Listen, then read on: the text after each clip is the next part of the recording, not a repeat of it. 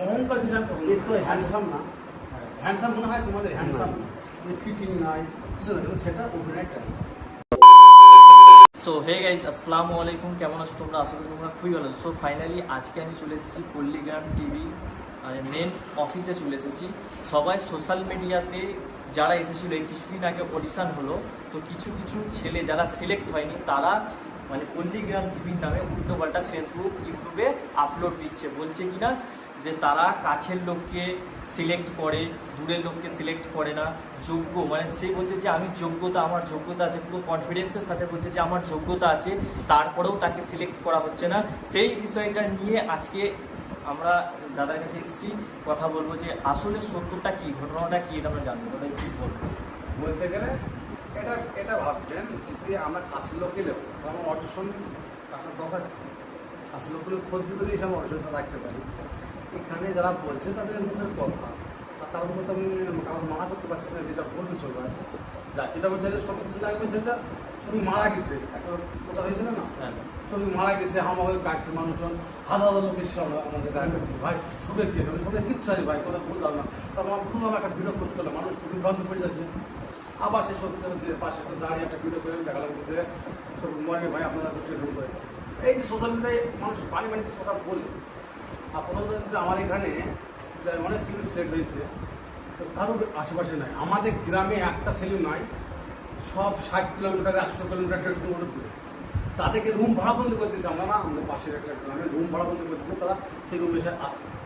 সে যে প্রমাণ না হয় তোমাকে একটু জিজ্ঞেস করে, তার মানে যেটা বোঝা যাচ্ছে যে তার মধ্যে যোগ্যতা আছে বা ট্যালেন্ট আছে, তবেই তাকে সিলেক্ট করা হয়েছে। আর যারা সিলেক্ট হয়নি তাদের মধ্যে নিশ্চয়ই কোনো কমি আছে, তাদের আবার এখানে সব কিছু একটা ভাব আছে।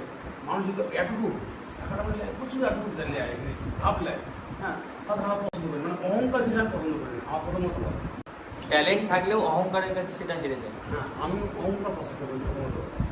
তো এই ট্যালেন্ট দেখাচ্ছি, ভাবতেছি আমি জীবনের কাজ করেছি, আমি সিনেমাতে স্টার ছিলাম, এইসব আমি পছন্দ করি। কারণ এখানে আমরা গ্রামীণ সেলিব্রিটি কাজ করি, ওই ভাবটা আমি পছন্দ করি যে তুমি ভালো জায়গায় আসো, তুমি বলতে পারো তো ভাই আমি এরকম মনে কাজ করেছি, তা ভাবের সাথে না, নর্মাল ভাবে। তো ভাই সত্যি কথা বলতে গেলে এখানে ওরকম কিছু সিস্টেমে একটাই রোল ছিল আমাদের এখানে, যে সব বাইকে যে যেমন মানে পারফরমেন্স দেখাবে এখানে সে সময় সিলেক্ট হবে। যার যতটা ট্যালেন্ট থাকবে সেই হিসেবেই সিলেক্ট করা হবে। তোমরা শুনলে তো, তোমরা যেসব ফেক ভিডিওগুলো বানাচ্ছ পুরোটাই ফেক। দেখো এই ছেলেটাকে, এই ছেলেটাকে দেখো, এই ছেলেটা নতুন সিলেক্ট হয়েছে, এ তো হ্যান্ডসাম না, হ্যান্ডসাম মনে হয় তোমাদের হ্যান্ডসাম না, ফিটিং নাই কিছু না, কিন্তু সেটা অভিনয় ট্যালেন্ট। অভিনয় ট্যালেন্ট একে আমার নিয়েছি, এবারে কোথায় জিজ্ঞেস করবো।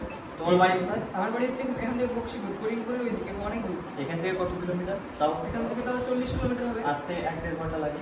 অবশ্যই 1-1.5 ঘন্টা দূরের, তবু সিলেক্ট হয়েছে। আর তোমরা যে ভিডিও বানাচ্ছ, যে আশেপাশে নিচ্ছে, জানাশোনা লোকেদের নিচ্ছে, পুরো ফেক ভিডিও বানাচ্ছ, তো ফেক ভিডিওটার পুরো আজকে আমি মুখোশ খুলে দিলাম, সেই কারণের জন্য এসেছি। আর পল্লীগ্রাম টিভি ছোট ছোট বাচ্চারা দেখে, ভাত খাওয়ার সময় দেখে তারা ভাত খায়, ঠিক আছে? মানে খুবই ভালো এনারা কাজ করছে, মানুষের মুখে হাসি ফুটাচ্ছে, এইটাই অনেক বিশাল ব্যাপার। তোমরা একটা ভিডিও দেখছো 5 মিনিটের, সেটা করতে হয়তো 5 দিন লাগে কি 10 দিন লাগে, আমি ঠিক জানি না। আমি ব্লগ করি, আমি একদিনই করি, একদিনই ছেড়ে দিই, সময় নিশ্চয়ই লাগে।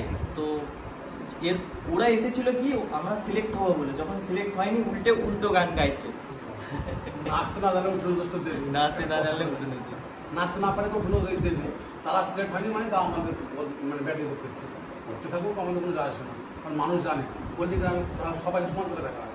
তাও কোনো একটার খেয়ে কোনো মানুষকে আজ পর্যন্ত এখানে এসে ছবি ছবি করতে পারিনি, বা আমরা দেখা করি, তার সঙ্গে কথা বলিনি, এরকম যে প্রমাণ আসতে পারি আমার ভাই যা আপনারা দেখেন। কারণ আমাদের অতটাই নাই ভাই, আমরা সাধারণ মানুষ, খেটে খাওয়া মানুষ। আজকে আল্লাহ মানুষের ইচ্ছায় এসেছি, হ্যাঁ, আল্লাহ সাহায্য, মানুষের ইশারায়, দুজনের ইশারায় আমরা পরিশ্রম, অনেক কষ্ট, অনেক পরিশ্রম করে আজকে এই দিনটা আল্লাহ দিয়েছে।